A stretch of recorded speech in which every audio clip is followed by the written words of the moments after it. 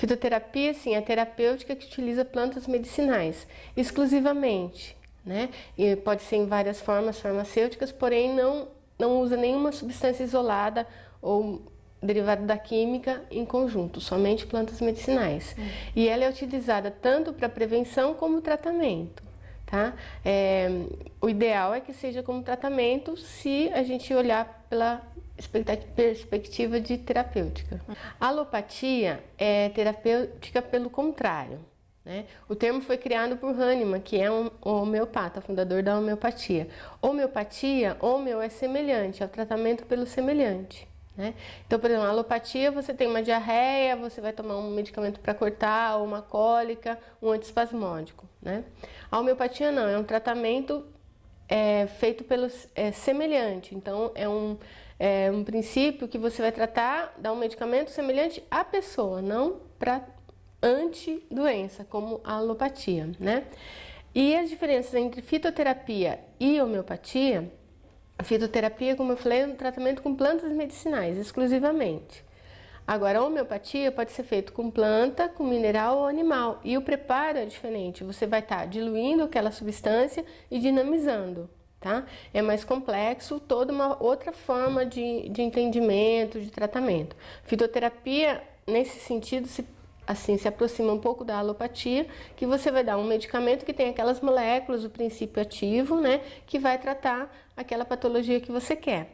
Então, por exemplo, um medicamento para cólica, né, um alopático vai ter uma molécula que vai ser anti aquela cólica, antiespasmódico.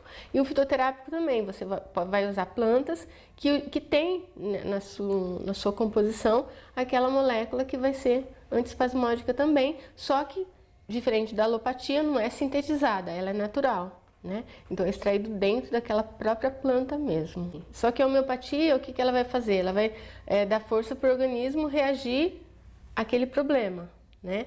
A alopatia, a fitoterapia vai tratar aquele sintoma, né?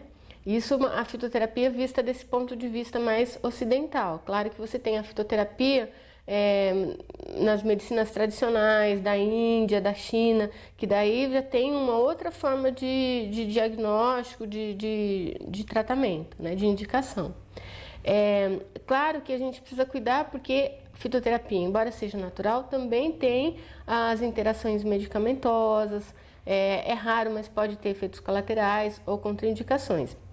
Então, um exemplo, ginkgo biloba, né? Ele já é um medicamento que você não usa a planta em si, a planta, um chá, por exemplo. Você vai fazer um extrato seco, onde você extraiu muito mais substância dele, tá muito mais, digamos, pura, mais forte, concentrada, né? Então, ele é um vasodilatador. Então, se você usar outras drogas que também são vasodilatadores, você pode potencializar o efeito. Então, por isso que é importante tanto a pessoa saber o que ela está tomando, quanto o médico que está prescrevendo, né? Porque não é só porque é natural que não pode fazer mal. Ele é excelente, o ginkgo biloba, porém tem as suas indicações, né? E, claro, pode ter as suas interações. Se você vai entrar para uma cirurgia, por exemplo, você tem que substituir o medicamento pelo menos uma semana antes, porque senão corre o risco de dar um sangramento. Muito menor do que uma droga, né, vasodilatadora, uma droga sintética, mas tem esses cuidados. Você tem o uso mais popular, né, que realmente vem de todo um conhecimento genuíno, que é transmitido, né, de mãe para filho, de avó para netos, né, e assim, são plantas que são bem conhecidas, né, porque já teve todo aquela experimentação, digamos assim, das pessoas estarem usando dessa forma mais tradicional, e isso é mais tranquilo, né? Agora, por exemplo, tem os fitomedicamentos, que são já medicamentos que foi feito todo um trabalho em cima, uma extração, né? Então exige assim um conhecimento da dose, da frequência de tomada, né? Da indicação, a idade do paciente, tudo mais. Então isso realmente precisa de um acompanhamento médico. Tá? Então tem alguns fitoterápicos que já tem a tarja vermelha, que é vendido só com prescrição médica. Um exemplo é o hipérico, né? O ginkgo, como eu falei, também é um outro exemplo disso, né? Então realmente tem que ter todo o cuidado de um medicamento. Mas isso não quer dizer que então não se pode mais usar planta, é perigoso, é isso, aquilo. Não exclui todo o conhecimento tradicional, né? Que isso com certeza deve ser incentivado, porque vários problemas de saúde você pode resolver com um chá, com a planta que você tem em casa, por exemplo. Né? Então, assim, a fitoterapia é um campo bem abrangente e contempla tudo isso, esse conhecimento tradicional e um fitomedicamento já a nível industrial com todo o controle de qualidade que deve ser feito.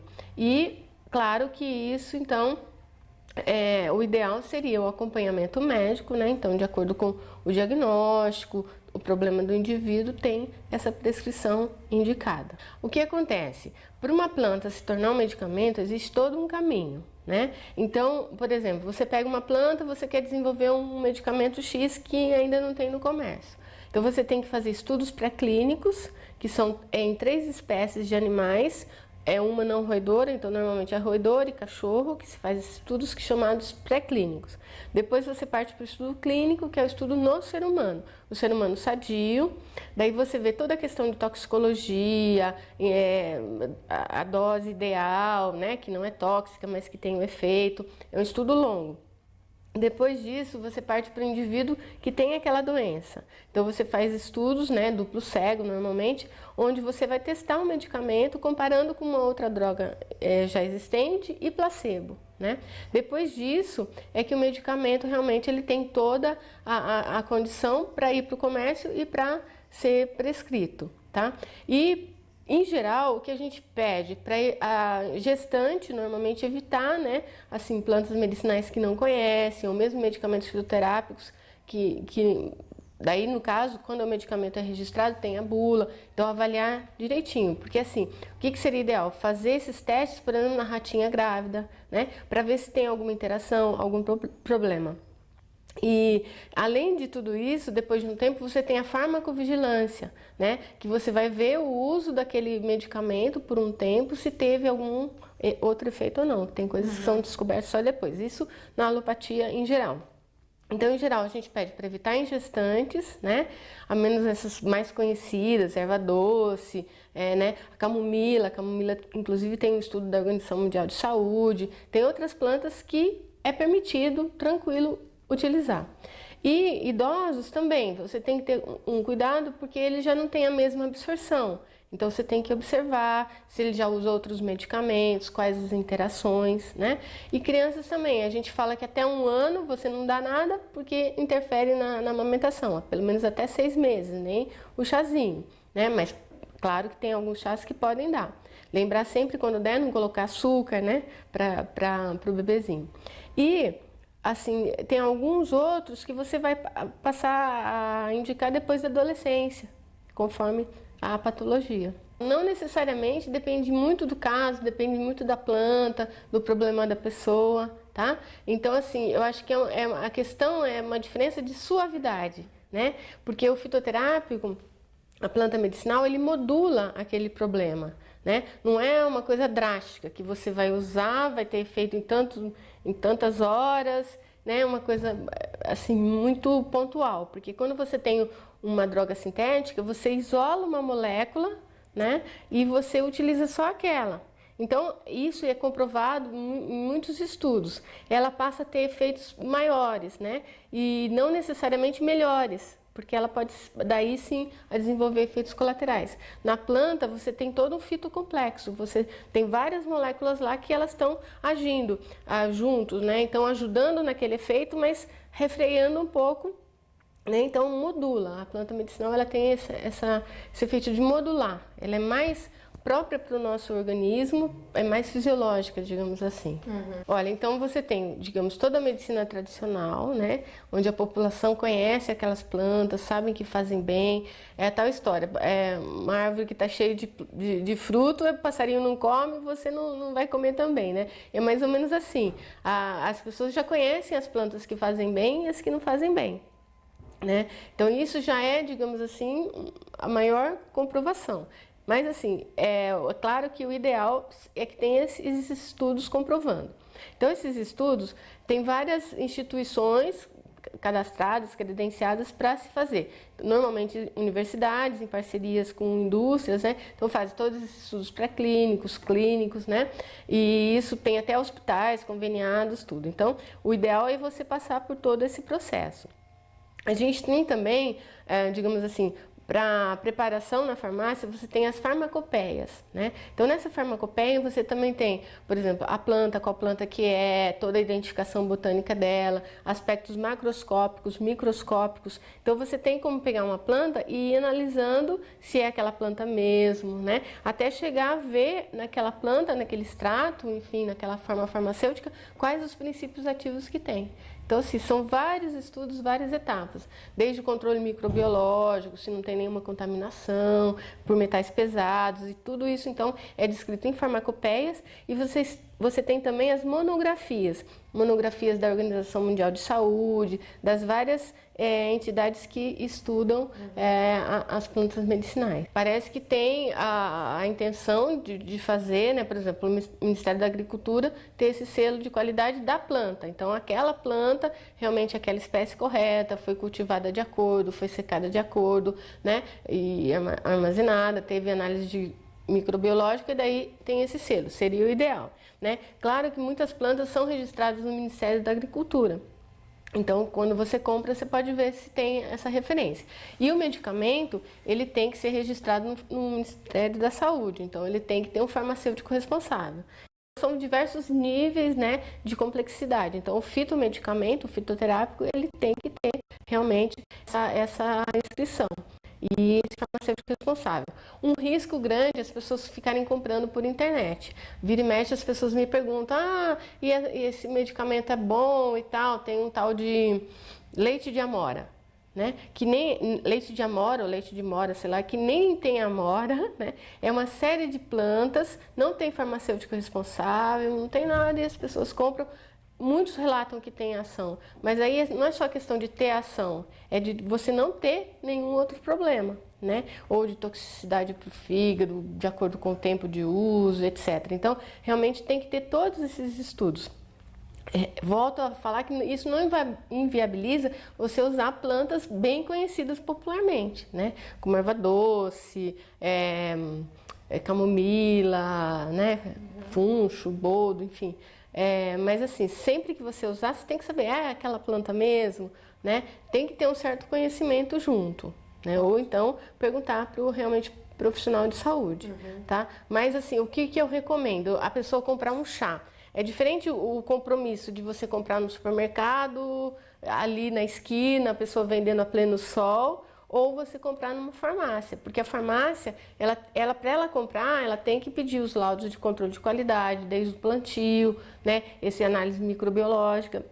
Então, é melhor que se compre em farmácia, né? Mas, assim, o que ajuda muito é a população ter essa orientação, né? Como que você vai pegar, uma planta tá ali, tá fungada, tá contaminada, né? Você vê que ela não tá tão bem. Então, ter essa primeira análise aí, que a primeira é em você olhar mesmo, olhar, cheirar, ver se está bem seca, isso é importante. Realmente, o Brasil, né, é o país que mais tem plantas medicinais, né?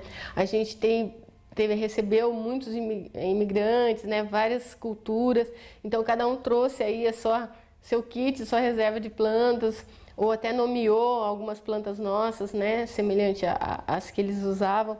E então, assim, tem é uma riqueza muito grande, né? O nosso Cerrado tem uma riqueza muito grande, a Amazônia. Então, assim, muitas plantas, né? As mais conhecidas, bom, a gente tem uma série de usos também de plantas europeias, né? Então, as arnicas, só que daí tem as arnicas brasileiras, né? E a arnica, sempre lembrar que é sempre uso tópico, nunca tomar arnica. A gente tem as cidreiras, né? Tem várias também. Que mais? Babosa. Sempre uso tópico, camomila, hortelã, né? Todas as mentas, né? Que hortelã, o nome científico é menta, tem mais de 50 espécies. O que mais? espinheira santa, quebra-pedra, enfim, uma infinidade aí de plantas, erva doce, o funcho, como eu falei, né? Acho muito bom, muito importante a nível de Brasil, né? Realmente a gente precisa cada vez mais oficializar esse uso, incentivar o estudo, né? Disponibilizar isso para as pessoas. Esse conhecimento ele acaba se perdendo, né? Então é importante você ter isso e com qualidade. Assim, eu participei das primeiras discussões quando foi para implantar a política, e hoje então existe a política de práticas integrativas, né, a PNPIC, e a política de plantas medicinais, que daí envolve outros ministérios, não só o Ministério da Saúde, Agricultura, outros ministérios. Então é muito importante isso, e tem que assim incentivar mesmo para ampliar, né? Já teve um curso para profissionais de saúde, para médicos, um curso online. Tem um incentivo para as prefeituras estarem comprando mais em conta os fitoterápicos, e também se algumas prefeituras que mandam projetos para o Ministério foram contempladas, né, com equipamentos, enfim, para estar ampliando esses programas nos municípios. Quando eu comecei, que foi em 1990, até agora cresceu muito. Hoje em dia todo o estado tem o seu programa de fitoterapia, muitas cidades, né? E assim, realmente ampliando isso para muitos profissionais. Sim, tem se ampliado, sim. E o que se deve é uma busca mesmo das pessoas para um tratamento mais natural, mais, digamos, menos agressivo, que tenha menos efeitos colaterais, né? Antes as pessoas, sei lá, qualquer gripe ia no hospital, tomava injeção, porque, né, queria logo trabalhar, voltar nas atividades, enfim. Então essa compreensão do que significa a doença, né? Todo o que você precisa fazer, se alimentar melhor, e ter um cuidado melhor com a saúde, né? Menos agressivo, mais natural. Então isso vem sim aumentando. Aqui em Campinas a gente tem a Semana Municipal de Fitoterapia, que a gente já teve 11 anos, né, consecutivos, e sempre traz palestras com os vários temas, né, que envolvem a fitoterapia, várias linhas, tanto a agronomia quanto a medicina, a parte mais popular, realmente para estar oferecendo, né, esse conhecimento para a população, essa orientação, né, que precisa ser assim mantido esse conhecimento e realmente cada vez mais, né, ampliado e reforçado nessa sua importância, né, tanto no uso das plantas medicinais quanto na importância da preservação desse conhecimento e preservação do ambiente também, né. A gente faz também uma reunião que chama Ciranda das Ervas, onde as pessoas são convidadas, cada um leva uma planta ou muda ou várias, né, e elas vêm na roda, vem na frente e fala, né, para que usa, como que usa, as experiências que teve. Então é realmente uma troca de saberes que é muito importante, né? E então isso realmente tem que ser incentivado, né? Tem que ser preservado. Acho que a conquista realmente está se mantendo por tanto tempo, né? Tem realmente hoje muita qualidade no mercado, bem mais, né, do que 20 anos atrás, por exemplo. Acho que livros, cursos, né? Ainda aquém do desejado. Desafios, eu acho que cada vez mais, né? A preservação, em primeiro lugar, tanto do ambiente. A gente sabe que o cerrado está sendo cada vez mais depredado, eles colocam gado, né? Destroem as plantas, a gente tem perdido muitas espécies que nem foram estudadas, né? O que mais? A questão de introduzir esse conhecimento em vários cursos, na medicina, por exemplo, né? Ter um currículo para fitoterapia, por exemplo, e outras profissões também. Cada vez mais a gente pesquisar, documentar, né? Essas plantas, né? Para ter maior credibilidade. Que mais? O Ministério, né? Ter mais disponível essas plantas para as prefeituras, os medicamentos, aumentar os cursos, né? Eu acho que tem muita coisa pela frente, mas acho que as pessoas que trabalham estão de parabéns, porque realmente tem feito muita coisa, né? E sempre, sempre, sempre tá trabalhando junto com a população, trabalhando com educação e saúde, tá realmente sempre disponibilizando esse conhecimento, que não pode acabar.